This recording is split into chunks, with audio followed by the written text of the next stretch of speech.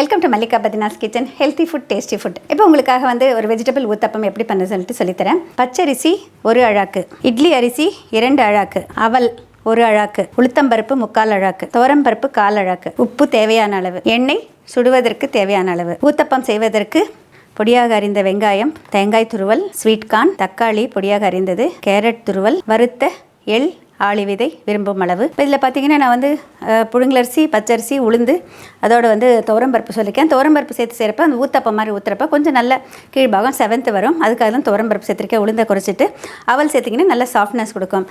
காய்கறிகள் எல்லாத்தையுமே வந்து நம்ம ரெடி பண்ணி வச்சுக்கணும். நம்மள விரும்புகிற மாதிரி குடமிளகாய் சேர்த்துக்கலாம், இல்லைன்னா முட்டைக்கோஸ் எது வேணால் சேர்த்துக்கலாம். இதில் வந்து எள்ளும் ஆளி விதையும் கால்சியம் சத்து அதிகம் கிடைக்கிறதுக்காக சேர்த்துருக்கேன். இதோட வந்து இரும்பு சத்துக்காக வந்து நம்ம கறிவேப்பிலை பொடி, அதோட தேங்காய் துருவல் சேர்த்துருக்கேன். இதெல்லாம் வந்து மேலே டாப்பிங்காக. இப்போ வந்து தோசை மாவு எப்போதும் போல் எல்லாத்தையும் ஒன்றா சேர்த்து ஊற வச்சு அரைச்சிட்டு மறுநாள் காலை வரைக்கும் நல்லா பொங்க விடணும். இந்த மாதிரி பொங்கி வந்ததுக்கப்புறம், நொதிச்சு வந்ததுக்கப்புறம் தேவையான அளவு கரெக்டாக தண்ணி சரியாக இருக்கான்னு பார்த்துக்கோங்க.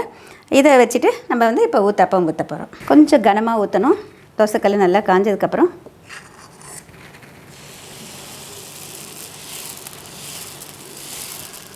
நம்ம வந்து நம்மளுடைய ஓன் காம்பினேஷன் சொல்லியிருக்கேன். கேரட் துருவல் நீங்கள் எவ்வளோ வேணால் போடலாம். குழந்தைங்களை விரும்புகிற அளவுக்கு அவங்களுக்கு வெஜிடபிள்ஸ் எப்படியாவது சேரணும் அப்படின்னு சொல்லிட்டு நம்ம கொடுக்கலாம். வெங்காயம், தேங்காய் துருவல்.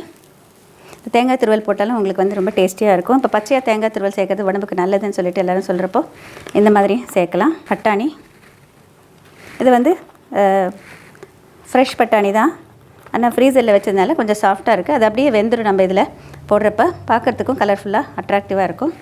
ஸ்வீட் கார்ன், இப்போ எல்லோரும் விரும்புகிறது வந்து ஸ்வீட் கார்ன். இது வந்து ஃப்ரோசன் கார்ன். நீங்கள் இதுவும் சேர்த்திங்கன்னா இன்னும் கொஞ்சம் கூடுதல் சுவையோடு இருக்கும்.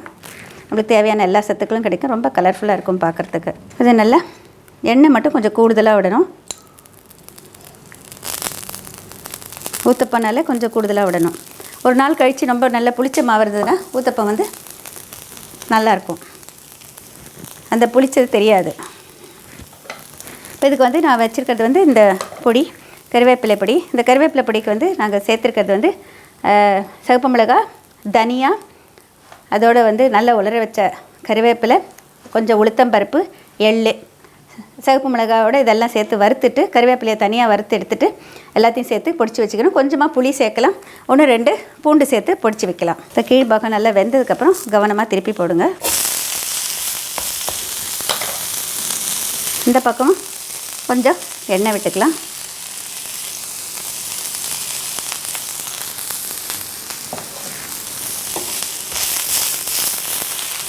இது நல்லா வேகணும்.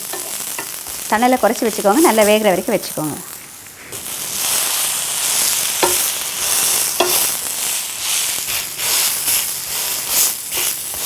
இப்போ ஊத்தப்பம்னா நல்லா வந்து இந்த மாதிரி ப்ரெஸ் பண்ணி விட்டு நல்லா ஒட்டிக்கணும். நல்லா வேகணும். கீழ்பாகம் வந்து நல்ல ஒரு டார்க் ப்ரௌனாக வந்தால் தான் நல்லாயிருக்கும். கொஞ்சம் மிதமான தண்ணிலே வச்சு சுடணும். அந்த அளவுக்கு லோ ஃப்ளேமில் இருந்தால் தான் நல்லா வேகும் கனமாக ஊற்றுறப்போ.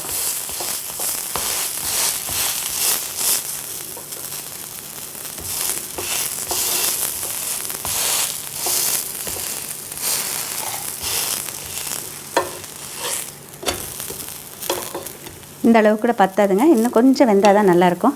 இன்னும் கொஞ்சம் செவக்க வேகட்டும். இது வந்து எள்ளும் ஆளி விதையும் வறுத்து வச்சுருக்கேன். இதுவும் நீங்கள் இதோட போட்டிங்கனாக்கா வந்து அப்படியேவும் கொடுக்கலாம். அப்படியே பச்சையாகவும் அது போட்டிங்கனாக்கா வந்து அது திருப்பி போடுறப்பே அது நல்லா வெந்ததுன்னா அது நல்ல அறுபதுமாக டேஸ்டியாக இருக்கும். இது இப்படியே கொடுக்கலாம். இந்த மாதிரி செய்வது கால்சியம் சத்துக்கு நம்மளுக்கு நிறையா சேரும். இதில் வந்து இந்த மாதிரி நம்ம பொடியை தூவுறப்போ இன்னும் கொஞ்சம் கூடுதலாக சத்துக்கள் கிடைக்கும். தனியாக சட்னி வேணும் தேவையில்லைங்க. இப்படியே நம்ம போட்டு சாப்பிடலாம். இதுலேயே வந்து புளிப்பு, காரம் எல்லாமே இருக்குது. எல்லா சத்துக்களும் நம்மளுக்கு இந்த ஒன்றிலேயே கிடச்சிடும்.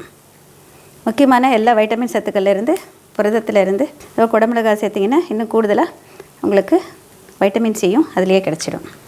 இப்போ இன்னும் கொஞ்சமாக மேலே எண்ணெய் விடணும். இந்த மாதிரி பொடி சேர்த்ததுக்கப்புறம்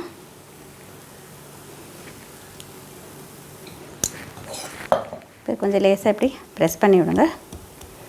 இது நல்லா இப்படி வேகணும். வெந்ததுக்கப்புறம் எடுத்து பரிமாறலாம். அதாவது திருப்பி போட்டதுக்கப்புறமா நல்லா வெந்ததுக்கப்புறமா மறுபடியும் திருப்பி போட்டுட்டு இந்த மாதிரி வேக வச்சு எடுக்கணும்.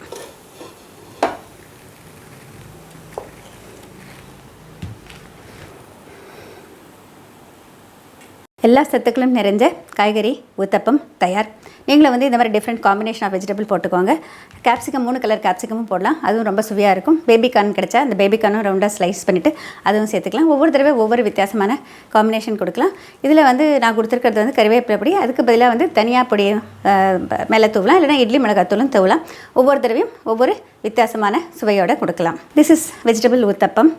You have to soak all the ingredients whatever I have given, everything together for 2 hours and then grind it to a dosa batter consistency. Add salt at the end. Allow it to ferment till next day. Prepare uthappam as thick as I have shown. Sprinkle all the vegetables, cut vegetables on top. Allow that to cook underneath and turn over. Add more oil. Cook on both sides properly. Sprinkle curry leaves powder on top.